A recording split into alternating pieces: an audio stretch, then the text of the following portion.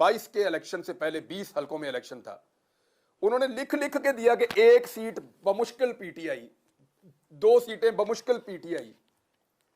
मैंने अर्ज किया था इलेक्शन अगर हो गया ना तो धांधली के बावजूद 15+ ये जीत जाएंगे पीटीआई। उन्होंने माफी तक नहीं मांगी अभी तक, और अब फिर कह रहे हैं कि पता नहीं कौन कौन सी पार्टियां जीत जाएंगी। लाहौर से पीपल्स पार्टी को जितवा रहे हैं। हद हो गई यार, ये तो अजीब ही बात है। आप ये कहें कि असर के वक्त आप कहें जी आधी रात हो गई है, तो ये तो नहीं हो सकता। लाहौर से पीपल्स पार्टी कैसे जीत जाएगी भाई?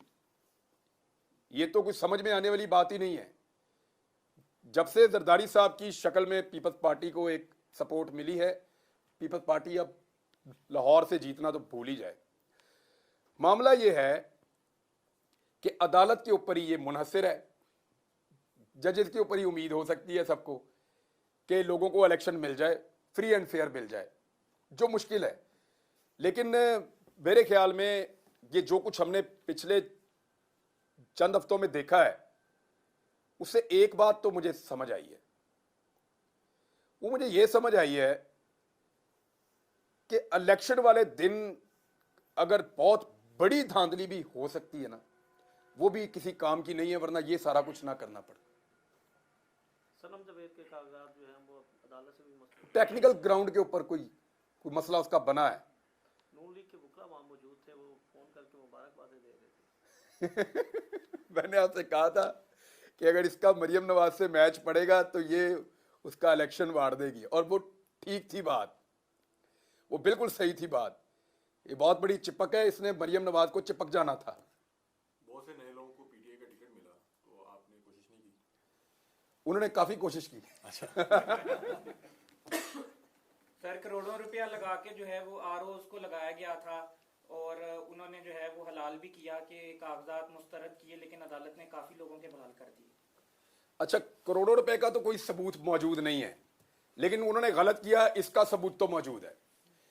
मतलब कि मुख्तलिफ हलकों से मुस्तरद होने वाले कागजात नामजदगी कॉपी पेस्ट पे मुस्तरद हुए हैं, एक ही तरह का कंटेंट है सारा, ये तो मुमकिन नहीं है। अब जिस तरह के वो मुस्तरद हुए उसी तरह वो एक्सेप्ट हो गए अदालत में जाके।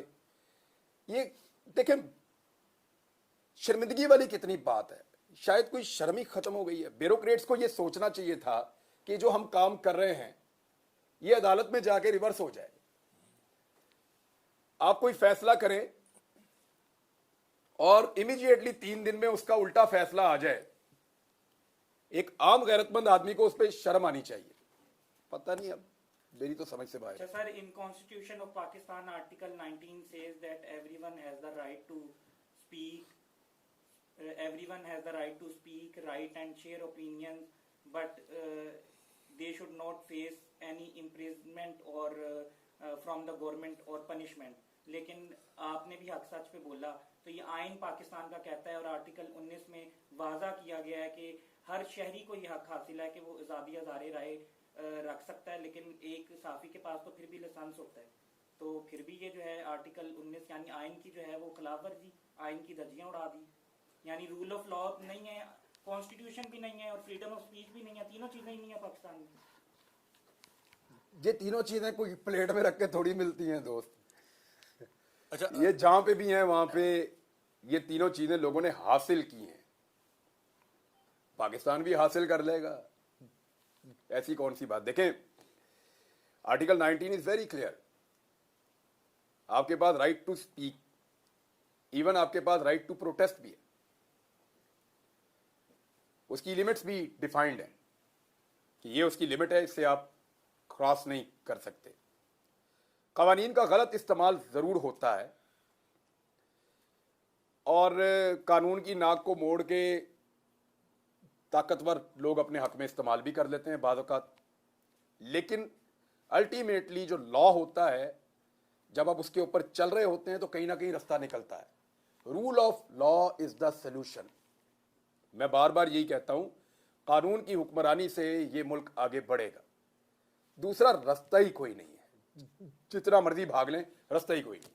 सर, आपको इतने महीने गैरकानूनी तौर पे रखा गया अंदर और 4 महीने से ज़्यादा ही थे, तो आपने आगे कार्रवाई क्यों नहीं की? आपने केस भी वापस ले लिया, आप ज्यादा बोले भी नहीं, हम मैं चाह रहा हूं कि मुझे चीफ जस्टिस ऑफ पाकिस्तान बुला लेते। आपको इंसाफ पे यकीन है पाकिस्तान के नहीं, मुझे चीफ जस्टिस ऑफ पाकिस्तान बुलाएंगे तो मैं बताऊंगा। सर वो तो कह रहे हैं मैं मतीउल्लाह जान को जानता हूँ जो 5 घंटे अंदर रहा था, इमरान रियाज को नहीं जानता। कोई बात नहीं है, मतीउल्लाह के साथ ज्यादती हुई थी, अगर वो उसको भी जानते हैं तो हम उनका शुक्रिया अदा करते हैं। अच्छा, आप सिर्फ चीफ जस्टिस ऑफ पाकिस्तान से बात करेंगे, उसके अलावा किसी से नहीं? कोई कुछ कर ही नहीं सकता, वो कर सकते हैं, उम्मीद कर सकता हूं मैं। उम्मीद है आप। हाँ, आपको बताऊंगा, आप भी। अच्छा इमरान भाई, आप वापस आने के बाद बलोचों के पास पहुंच गए और आपने वहां पर सिंबॉलिकली उन लोगों से माफी भी मांगी, उसके बाद आपको कोई पैगाम आया हो? देखिए, मैंने गलत काम नहीं किया। एक चीज मैं आपको बताता हूं, मैंने बलोचों से ये माफी पहली दफा नहीं मांगी। जब हम बलूचिस्तान गए थे तब भी मांगी थी। मुझे जो वहां दोस्त मिले थे, मैंने उनसे कई दफा कहा कि यार जो मैंने एक स्टेटमेंट दे रखा है मुझे उस पर शर्मिंदगी है। इस मर्तबा एक सियासी जमात ने जानबूझ के ये स्टेटमेंट मेरा निकाला और मुझे इंस्टिगेट करने की कोशिश की। उनको लगा कि मैं हर चीज में क्योंकि अड़ जाता हूं, कुछ जिद्दी आदमी हूं शायद, तो ये अड़ जाएगा, ये कहेगा जी मैंने जो कहा था ठीक कहा था। सिर्फ उनको ये बताने के लिए कि मैं भाई जो मुझे ठीक लगता है उसी पे अड़ जाता हूं। मुझे लगा मैं गलत था, मैंने जाके उनसे माफी मांग ली और मैं उनका बड़ापन है वो उन्होंने मुझे माफ कर दिया। वो मुझे धक्के भी मार सकते थे कि चल निकल इधर से, तूने एक गलत बात की हुई है हमारे बारे में। उनका बड़ापन है, उन्होंने मुझे माफ कर दिया। तो मैं तो हर जगह पे जहां पे भी कोई मुझे आज के बाद मौका मिलेगा, मैं कहूंगा कि पूरा पाकिस्तान जो है उसको इकट्ठे होना चाहिए और पूरे पाकिस्तान की बात सुनी जानी चाहिए। हमें अपने मसाइल को खुद रिजॉल्व करना चाहिए, इससे पहले कि दुनिया हमारा तमाशा बनाए। सर महरान बलोच जो है वो इस्लामाबाद में उन्होंने धरना दिया हुआ है और उधर बलोच बच्चे भी मौजूद हैं और इस ठिठुरती सर्दी में वाटर कैनन से जो है उन पर पानी बरसाया जाता है, यानी कि इतनी सर्दी में पानी फेंका जाए तो जाने भी जा सकती हैं। और उनका मुतालबा ये है कि अगर हमारे जो है भाई हैं या उनके बाप हैं, उनके रिश्तेदार हैं, उन्होंने कोई जुर्म किया है तो उनको कानून के कटहरे में लाया जाए। रियासत के खिलाफ बात की जाइए कि रियासत के खिलाफ बात की है तो उनको जो है सजा दी जाए, लेकिन उनको नामालूम से कम से कम मालूम तो किया जाए। देखिए, हमारा ये इशू ना बड़ा हसास है और बड़ा तवज्जो तलब भी है। इसमें दो अलग अलग सोचें मौजूद हैं, दो अलग अलग। एक तरफ ये कहा जाता है कि जी रियासत दहशतगर्दों को जब पकड़ती है तो सजा नहीं दे पाती, कानून ऐसे नहीं है। इस मुल्क में रातों रात चंद लोगों ने मिलकर पूरे कानून ही बदल दिए और अपने सारे केस खत्म करवा लिए। क्या कानून बनाना मुश्किल है? दूसरी तरफ यह कहा जाता है कि अगर किसी ने कुछ गैर कानूनी किया है तो उसको कानून के कटहरे के अंदर लाया जाए। जायज मुतालबा है। हर चीज का सलूशन टेबल है। टेबल पे बैठ के जब बात करेंगे हर मसले का हल निकलेगा। अगर इन्हीं देखें, मुझे तो शिकवा जो बलूचिस्तान के सरदार हैं जो इसी इशू के ऊपर अपनी नाम नेहाद सियासत करते हैं उनसे है। हर इलेक्शन में वो लोग इस इशू को बेचते हैं, इसके नाम के ऊपर वोट लेते हैं, एक्सप्लॉइट करते हैं सिचुएशन को। वो बैठ के बात क्यों नहीं करते, डायलॉग क्यों नहीं करते इसके ऊपर? बैठे बिठाएं, सबको बिठाएं। अगर कोई नाराज है तो उसको भी बिठाएं। इनकी लीडर होता कौन है? उसकी रिस्पॉन्सिबिलिटी होती है। वो लीडर जो होता है वो इदारों के और ग्रुप्स के बीच में भी ब्रिज बन सकता है। कौन है जिसने अब तक ऑफर किया हो कि मैं ब्रिज बनता हूं, आओ बैठो बात करते हैं? हाँ, कई लोगों ने कोशिश की है और सच्चे दिल से कोशिश की है। वजूहात हैं, कभी कामयाबी मिली कभी नहीं मिली, लेकिन मेरे ख्याल में टकरे मारती रहनी चाहिए, कोशिश करते रहना चाहिए। पाकिस्तान में चाहे मसाइल हों कबायली इलाकों में, चाहे बलूचिस्तान में, चाहे इंटीरियर में, शहरी सिंध में, पंजाब में, डायलॉग ही मसले का हल होता है और रूल ऑफ लॉ, ये दो चीज़। अच्छा इमरान भाई, आप ही क्यों वॉलंटियर क्यों नहीं करते कि चूंकि पूरा पस मंज़र है मिसिंग पर्सनस का, आप भी मिसिंग रहे, तो आप पिटिशन करें किसी भी अदालत में कि मैं हाजिर हूँ और मेरे वाले वाक़े को ही टेस्ट केस के तौर पर ले लें और मिसिंग पर्सनस के मामले को जो है वो सीरियस लें। कोई तो अदालत इनिशिएटिव ले। देखें, मुझे नीयत नहीं लगती। नीयत होती तो मौका था, मुझे बुलाया जा सकता था। आप पिटिशन कर दें। मुझे बुलाया जा सकता था। यूं पिटीशन मौजूद है ना, नीयत मौजूद नहीं है। आपको बात समझ आ रही है?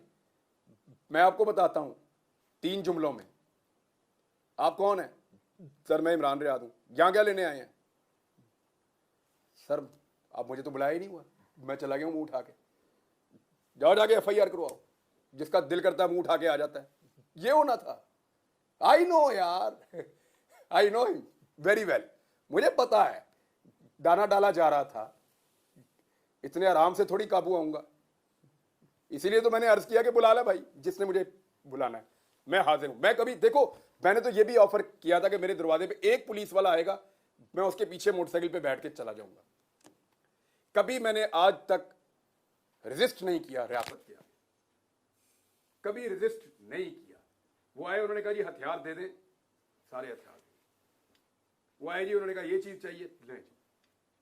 वो आए, उन्होंने कहा जी आप गाड़ी से निकले, आपको लेकर जाना है। मैं निकला, मैंने कहा चले। जहां पे जब जो कहा मैंने वो मान लिया। बुलाए, जाऊंगा।